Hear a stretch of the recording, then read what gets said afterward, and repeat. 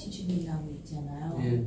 그런 부모는 어떤가요? 그런 부모는 부정적인 영향을 미치게 되는 거죠. 어떤 부정적인 게 있으신다고 느끼셨어요?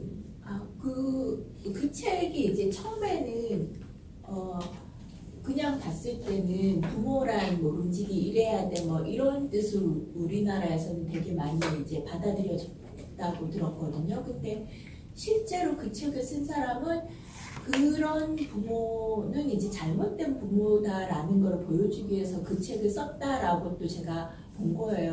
그렇게. 네네. 근데 지금은 이걸 들으면서 걔가 나무한테 와서 이제 그 받아서 나가잖아요. 나가서 살다가 문제가 있을 때마다 다시 나무한테 와서 해결책을 구하고 결국은 노년에는 이제 다 잘라가고 나서 밑둥만 남은 나무한테 와서 앉아서 쉬거든요. 그래서 저는 그게 이제 나쁜 부모의 이제 전형이라는 이야기를 받아들이고서 얘가 나가서 성공하지 못했어, 자립하지 못하고 맨날 다시 돌아왔으니까 나쁜 부모야라고 생각을 했는데 그 신해철 노래 제목 중에 히어라이스 템포인가 하는 그 제목을 보면서 약간 부모의 자세 같다는 그런 생각을 했었거든요. 네가 나가서 살지만 문제가 있을 때는 언제나 이제 내가 여기서 기다리고 있을 테니까 나한테 도움을 구하면 내가 가서 도와줄 수 있어 라는 그런 부모가 좋을 거라고 생각했는데 더 생각을 해보면 과연 좋을까? 언제나 내가 도와줄 수 있는 부모가 옆에 있는 게 걔가 이제 그 문제를 해결할 수 있는 그 마지막 능력까지 발휘 못하게 만드는 건 아닐까라는 또 생각이 또 드는 거예요. 충분히 접근하셨어요. 네. 그 좋은 엄마 그리고 좋은 부모 자식하고 어떤 관계를 찾는 게 좋은가? 이거 전달하려면 이게 몇 학기 해야 되는데 몇 초 안에 전달 좀 해야 되는 그거를 전하려면 자아 발달 메커니즘을 알아야 돼요. 그 아이의 자아는 어떤 과정을 통해서 성장하는가. 짧게 얘기해서 그 자녀가 가야 될 인간이 가는 사회적 환경에서 그 대면하게 될 그 현실이라고 하는 게 있잖아요. 나이에 맞게 있는데 그 나이에 맞게 아이가 가야 될 그 현실을 엄마가 대신 이거를 아낌없이 주면서 대신 해소해 주면은 아이가 그 시기에 스스로 부딪히면서 그걸 해결해 가면서 발달하게 되는 자아 기능과 자아 능력이 있는데 그게 거기서 엄마가 대신해 줌으로 인해서 발달하지 못하게 돼요. 아낌없이 주는 나무는 긍정적인 면이 있는데 초기에 유년기에 특히 유아기에는 아낌없이 줘야 돼요. 그리고 유아기가 지나서 아버지를 만나는 아동기에는 아낌없이 주는 거를 엄마가 아버지하고 공유를 해야 돼요. 즉 이제는 아버지한테 에너지를 받아라라고 아이한테 길을 내줘야 돼요.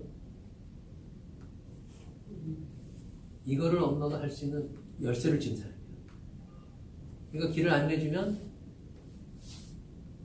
계속 엄마한테서만 받게끔 돼버려요. 엄마가 할 수 있는 가장 중요한 역할. 그거 내준 다음에 또 학교도 들어가겠죠? 학교에 들어가고 했을 때 엄마는 가만히 지켜보는 엄마 역할을 하는 게 좋아요.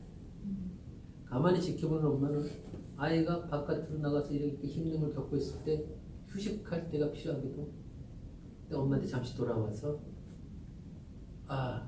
잠시 쉬는 거죠. 영원히 이쪽으로 들어오는 게 아니라 잠시 쉴 수 있고 이 배경에는 엄마가 늘 이렇게 든든하게 있댄다. 그러니 안심하고 앞으로 계속 사회를 향해서 나가거라. 이 느낌을 줘야 돼요.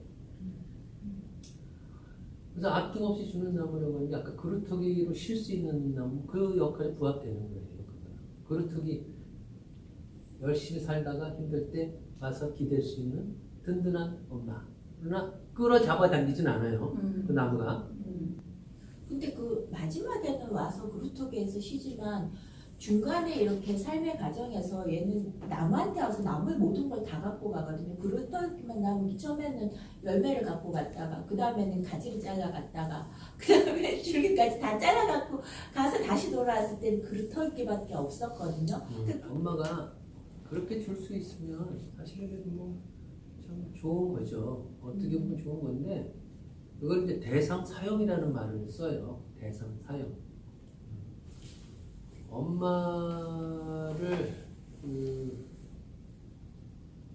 그릇 나무까지 다 기둥까지 다 자르서 사용한다.